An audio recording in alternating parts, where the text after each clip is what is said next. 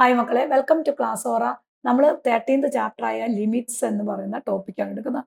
ഈ ചാപ്റ്ററിൽ നമ്മൾ ലിമിറ്റ്സും വേറെയും ഡെറിവേറ്റീവ് വേറെ ആയിട്ട് രണ്ട് ചാപ്റ്റർ ആയിട്ടാണ് 13th ചാപ്റ്ററിനെ സ്പ്ലിറ്റ് ചെയ്തിട്ടാണ് നമ്മുടെ വീഡിയോസ് എല്ലാം ചെയ്തിരിക്കുന്നത്. ഇവിടെ 13th ചാപ്റ്ററിനകത്ത് ലിമിറ്റ് എന്ന ടോപ്പിക്കിലുള്ള വരുന്നതാണ്. എന്താണ് ലിമിറ്റ്? നമുക്കറിയാം, ഒരു വാക്കുകൾ പറയുമ്പോൾ തന്നെ നമുക്ക് എന്താണ് ആ വാക്കുകൾക്ക് നമ്മുടെ പേരൻസിനോട് പറയും, നമ്മൾ നമ്മുടെ ഫ്രണ്ട്സിനോട് പറയില്ല, ഫ്രണ്ട്സിനോട് പറയുന്ന വാക്കുകൾ പേരൻസിനോട് പറയില്ല, ടീച്ചേഴ്സിനോട് പറയില്ല, അല്ലെ? ഇപ്പൊ നമ്മൾ ഉപയോഗിക്കുന്ന വാക്കുകൾക്ക് ഒരു ലിമിറ്റ് ഉണ്ട്. നമുക്ക് എന്തെങ്കിലും തോന്നണോ വിളിച്ചു പറയാൻ പറ്റുമോ? ഇല്ല. അപ്പൊ നമ്മൾ ഉപയോഗിക്കുന്ന വാക്കുകൾക്ക് ലിമിറ്റ് ഉള്ളതിന് പോലെ തന്നെ മാത്സിന് ലിമിറ്റ് ഉണ്ട്. നിങ്ങളൊരു ആൻസർ ഷീറ്റിനകത്ത് നമുക്ക് 50 മാർക്കുള്ള ഒരു ക്വസ്റ്റ്യൻ ആണ്. 60 മാർക്കിനുള്ള ക്വസ്റ്റ്യൻ ഉണ്ടെങ്കിൽ പക്ഷെ ആ പേപ്പറിൽ ഇടാവുന്ന മാർക്കിന് ഒരു ലിമിറ്റ് ഉണ്ട്, അല്ലെ? 15 ആണ്.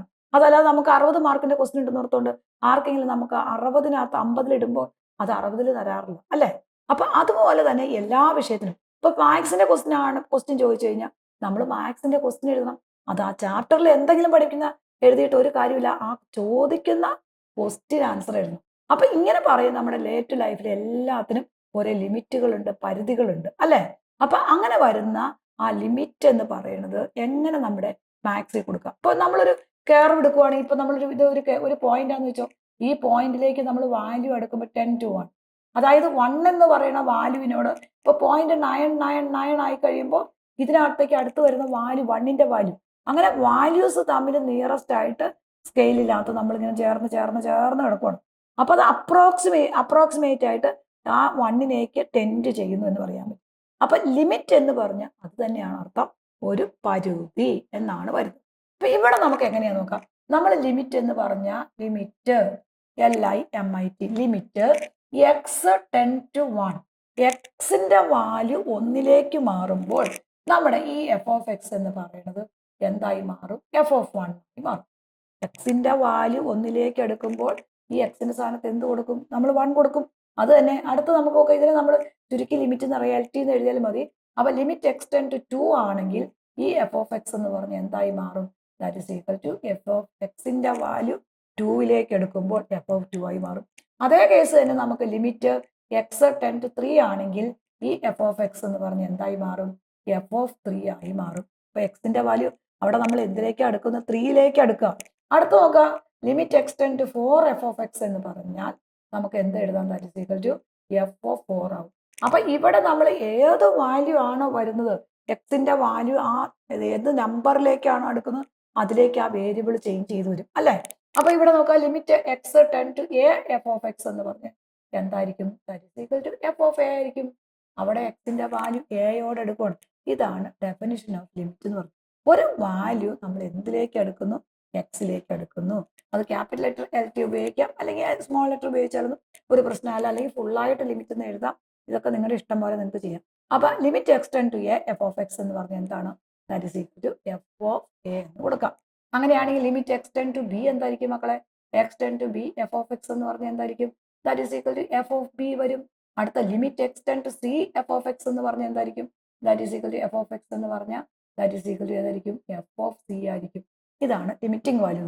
നമ്മൾ എത്ര നമ്പർ ഉണ്ടെന്ന് നോക്കാം. പ്രോപ്പർട്ടീസ് ഓഫ് ലിമിറ്റ് പറയുവാണെങ്കിൽ ഇപ്പൊ limit X 10 to a F of X plus or minus G of X ആണെന്ന് വെച്ചോ. അങ്ങനെയാണെങ്കിൽ ഈ എഫ് ഓഫ് എക്സും എക്സിന്റെ വാല്യൂ എയോട് എടുക്കുമ്പോൾ നമുക്ക് എഫ് ഓഫ് എ എന്ന് എഴുതാം, പ്ലസ് ഓർ മൈനസ്. ജിയോട് എടുക്കുമ്പോൾ നമുക്ക് അതിനെ ജി ഓഫ് എ എന്ന് എഴുതാം, ഒരു പ്രശ്നവുമില്ല. എവിടെയൊക്കെ നമ്മളിപ്പോൾ പ്ലസ് ഇട്ട് മൈനസ് ഇട്ട് എത്ര എണ്ണം വന്നാലും വളരെ സിമ്പിൾ ആയിട്ടുള്ള കാര്യം, എത്ര എണ്ണം വന്നാലും അതിനെല്ലാം ആ ഇങ്ങനെ മൊത്തത്തിൽ ഒരു എക്സ് 10 to a ആണെങ്കിൽ ഓരോ നമ്പറിനും നമുക്ക് എന്ത് ചെയ്ത് കൊടുക്കാം? ലിമിറ്റ് കൊടുക്കാം.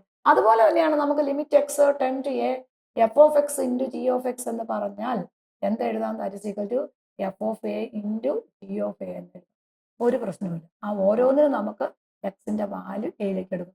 ഓരോന്നും സെപ്പറേറ്റ് കൊടുക്കേണ്ട ആവശ്യമൊന്നുമില്ല. ഇതൊക്കെ നമ്മൾ സിമ്പിൾ ആയിട്ട് ചെറുതായിട്ട് അങ്ങ് പഠിച്ചാൽ മതി. ലിമിറ്റ് എക്സ് 10 to, ഇതിനകത്ത് ഒത്തിരി ഡെഫിനിഷൻസ് ഒന്നും അങ്ങനെയൊന്നും പഠിക്കേണ്ട. ആ പോയിന്റ് മാത്രം നമുക്ക് അറിഞ്ഞിരുന്നാൽ മതി. X 10 to a F of X ആണ്. ഇത് എങ്ങനെ എഴുതാം? F of A divided by G of എന്ന് എഴുതാം. ഓരോന്നിനും എക്സിന്റെ വാല്യൂ എവിടെയുണ്ടോ ആ ഫംഗ്ഷനകത്ത് എവിടെയുണ്ടോ അവിടെ എല്ലാം നമുക്ക് വാല്യൂ കൊടുക്കാം. ഓരോന്നിനും സെപ്പറേറ്റ് സ്പ്ലിറ്റ് ചെയ്ത് കൊടുക്കണമെന്നൊന്നും വലിയ നിർബന്ധമൊന്നുമില്ല, നമുക്ക് നേരെ കൊടുക്കാം. ഇതാണ് വേണം. സ്പ്ലിറ്റ് ചെയ്യേണ്ട സമയത്ത് നമുക്ക് വേണമെങ്കിൽ ഇങ്ങനെ എഴുതാം, limit X 10 to a F of X എന്ന് എഴുതാം. അതുപോലെ തന്നെ limit X 10 to a F of G of X എന്ന് എഴുതാം, ഒരു പ്രശ്നമില്ല. എന്നിട്ട് അടുത്ത സ്റ്റെപ്പിൽ F of A divided by G of എന്ന് എഴുതാം. അതൊക്കെ നമ്മുടെ നമുക്ക് എന്താണോ ആവശ്യം, നമ്മുടെ ആവശ്യത്തിനനുസരിച്ച് നമ്മുടെ ഈ പ്രോബ്ലംസ് എല്ലാം നമുക്ക് ഈ ഫോർമുലാസ് എല്ലാം നമുക്ക് അപ്ലൈ ചെയ്യാം. അടുത്ത് നോക്കാം, limit extend to A C into F of X ആണെങ്കിൽ എന്താണ്, ആ സി അവിടെ കോൺസ്റ്റന്റ്, അവിടെ എക്സ് ഇല്ല. അപ്പൊ നമ്മൾ എന്തിനു മാത്രം കൊടുക്കും, എക്ക് മാത്രം കൊടുക്കും. അപ്പൊ C into F of A വരും. ഇതുപോലെ എല്ലാ പ്രോബ്ലത്തിനും എവിടെയൊക്കെ വാല്യൂ കൊടുക്കാമോ അവിടെയെല്ലാം നമ്മൾ വേരിയബിൾ ഉണ്ടെങ്കിൽ ആ വേരിയബിളിന്റെ വാല്യൂ എന്തിലേക്കാണോ അപ്രോക്സിമേറ്റ് ചെയ്യുന്നത് ആ വാല്യൂ നമുക്ക് അവിടെ സബ്സ്റ്റിറ്റ്യൂട്ട് ചെയ്യാം. ഇതാണ് ലിമിറ്റ് എന്ന് പറഞ്ഞാൽ സിമ്പിൾ ആയിട്ട് നമുക്ക് പറഞ്ഞു തരാൻ പറ്റുന്ന ഒരു കാര്യം. അല്ല നമ്മൾ കുറേ വാല്യൂ വലിച്ച് അതിന്റെ ഡെഫിനിഷൻസോ ഇതൊന്നും നമുക്ക് വേണ്ട. അതിനെ ഓരോന്നിനും ടൈപ്പ് തിരിച്ച് ഓരോന്നും നമ്മൾ അങ്ങനെ തന്നെ പഠിക്കണം. ഇപ്പൊ L1 ചെയ്തതിന് ശേഷം, ഈ പഠിച്ചതിന് ശേഷം മാത്രമേ നിങ്ങൾ L2 നോക്കാമുള്ളൂ കേട്ടോ. കാരണം L2 ഓരോ പ്രോബ്ലം ഓരോന്ന് ടൈപ്പ് തിരിച്ചാ അങ്ങനെ പഠിച്ചാൽ നമ്മൾ ഈ ചാപ്റ്റർ വളരെ ഈസിയാണ് നിങ്ങൾക്ക്. ഇവിടെ നമുക്ക് ഈ വാല്യൂസ് എല്ലാം നേരെ ഒന്ന് സബ്സ്റ്റിറ്റ്യൂട്ട് ചെയ്ത്, ഇപ്പൊ limit extend to 1 X plus 1 ആണെന്ന് വെച്ചു. ഇവിടെ നമ്മുടെ റൂൾ അനുസരിച്ച് എഫ് ഓഫ് എക്സ് പ്ലസ് ഓരോന്നിനും കൊടുക്കാം. അവിടെ എക്സ് എവിടെയുണ്ട് അവിടെ എല്ലാം കൊടുക്കും. ഇവിടെ കൊടുത്തു. അപ്പൊ 1 + 1 ആൻസർ ഈസ് 2 ആയി. അതായത് ഡയറക്റ്റ് ആയിട്ട് നമുക്ക് വാല്യൂ അവിടെ നമുക്ക് സബ്സ്റ്റിറ്റ്യൂട്ട് ചെയ്യാൻ ഒരു പ്രശ്നമില്ല. അപ്പൊ ഇവിടെ നോക്കാം, അടുത്ത് നോക്കാം, ലിമിറ്റ് രണ്ടാമത്തെ limit extend to S square plus 2x plus 1 ആണെന്ന് വെച്ചോ. ഇവിടെ എല്ലാം വേരിയബിൾ എവിടെയുണ്ടോ അവിടെ എല്ലാം നമുക്ക് ഈ ലിമിറ്റ് കൊടുക്കാൻ പറ്റും. അപ്പൊ ഈ 2 കൊടുക്കുമ്പോൾ ഇവിടെ എന്തായി മക്കളെ, 2² ആയി. ഇവിടെ 2 × 2 ആയി. പ്ലസ് 1നകത്ത് ഒന്നും കൊടുക്കാനില്ല, അത് അങ്ങനെ തന്നെ എഴുതാം. അപ്പൊ 2² 4 ആയി. ഇവിടെ 4 ആയി, 1 ആയി. അപ്പൊ 8 + 1 9 ആയി. ഒരു പ്രശ്നമില്ല, നമുക്ക് ഡയറക്റ്റ് ആയിട്ടുള്ള ആ വാല്യൂ അവിടെ കൊടുത്ത് ഓരോന്നിനും വാല്യൂ എഴുതാം. അപ്പൊ എത്ര പ്ലസ് വന്നായിക്കോട്ടെ മൈനസ് വന്നോട്ടെ നമുക്ക് അവിടെ വാല്യൂസ് എല്ലാം കൊടുക്കാം. ഇവിടെ നോക്കാം, ലിമിറ്റ് എക്സ്റ്റെൻഡ് 0 ആണ്. Sine x plus minus cos x plus 1 ആണെന്ന് വെച്ചോ. ഇവിടെ എല്ലാം വേരിയബിൾ എവിടെയുണ്ട് അവിടെ എല്ലാം വാല്യൂ കൊടുക്കും. അവിടെ എല്ലാം നിങ്ങൾ ശ്രദ്ധിക്കേണ്ട ഒരു കാര്യമുണ്ട്, വാല്യൂ കൊടുത്തു കഴിഞ്ഞാൽ ഒരു കാരണവശാലും ഈ ലിമിറ്റ് എഴുതേണ്ട ആവശ്യമില്ല. അപ്പൊ നമ്മളിവിടെ വാല്യൂ കൊടുക്കുമ്പോൾ സൈൻ 0 വരും, മൈനസ് കോസ് 0 വരും, പ്ലസ് 1 വരും. സൈൻ 0 0 ആയി പോയി, കോസ് 0 -1 പ്ലസ് 1 വരും. അപ്പൊ ഇത് രണ്ടും കൂടെ വെട്ടിപ്പോയി നമ്മുടെ ആൻസർ എന്താ വരും, 0 വരും. ദെൻ അടുത്ത് നോക്കുക, എന്തിന് നമുക്ക് വാല്യൂ കൊടുക്കാം, limit extend 0 X plus tan X plus S square plus 1. ഇവിടെ നമ്മൾ വാല്യൂ എടുക്കണം. എക്സ് എവിടെയുണ്ട് അവിടെ എല്ലാം നമ്മൾ 0 കൊടുക്കും. അപ്പൊ ഈ എക്സിന് സ്ഥാനത്ത് 0 കൊടുക്കുമ്പോൾ 0 വരും. ഇത് നമുക്ക് 0 കൊടുക്കുമ്പോൾ ടാൻ 0 വരും. ഇത് നമുക്ക് 0 കൊടുക്കുമ്പോൾ 0² വരും, പ്ലസ് 1 വരും. ഇത് 0, ഇത് 0, ഇത് 0. അപ്പൊ എല്ലാം 0 ആയി പോയി കഴിഞ്ഞിട്ട് നമ്മുടെ ആൻസർ 0 + 0 ആൻസർ ഈസ് 1 വരും. അപ്പൊ ഇവിടെയാണ് ഇത് പ്ലസ് ഓർ മൈനസ് നമ്മൾ കിടക്കുന്നുണ്ടെങ്കിലും മൈനസ് ആണെങ്കിലും പ്ലസ് ആണെങ്കിലും ഓരോ ടേമിനും വേരിയബിൾ എവിടെയുണ്ട് അവിടെ എല്ലാം കൊടുക്കുക. ഇതേപോലെ നമ്മൾ നോക്കുക, ലിമിറ്റ് എക്സ്റ്റെൻഡ് ടു 1. ഇപ്പൊ നമ്മളൊരു 5s² ആണ്, ഒരു പ്രശ്നമില്ല, അതാണ് സി എഫ് എക്സ്.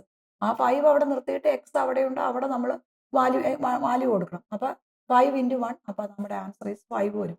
അടുത്ത് നോക്കുക, ലിമിറ്റ് എക്സ് ടെൻഡ് ടു ഇപ്പൊ 1 X plus 1 divided by x minus x plus 1 ആണെന്ന് വെച്ചോ, അല്ലെങ്കിൽ എസ് പ്ലസ് 4. ഇവിടെ നമ്മൾ വാല്യൂ കൊടുക്കുമ്പോൾ എന്താ, എക്സ് എവിടെയുണ്ട് അവിടെ എല്ലാം കൊടുക്കാം.